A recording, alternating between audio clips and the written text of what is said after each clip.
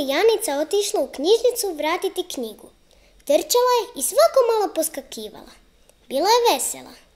Otvorila je vrata knjižnice i veselo pozdravila knjižničarku. Dobar dan! Janica se popela na stolčić da vrati svoju knjigu na mjesto, no okrenula je oko na knjigu u najdonjem redu. Janica se sagnula da je bolje vidi. Knjiga je imala oči, nos i usta. Izgledala je kao da spava. Nježno je primila knjigu u ruke i počela je govoriti. Dobar dan, dobro jutro. Knjiga je još spavala, no kada je čula Janičin glas, polako se počela buditi. Šljev! Knjiga je pogledala u pod, pa u Janicu. Knjiga progovori.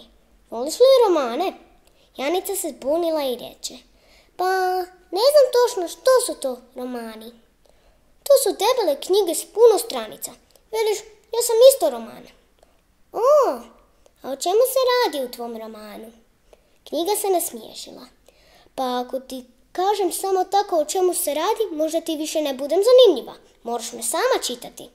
Ti si jako pametna knjiga, pa to se zna.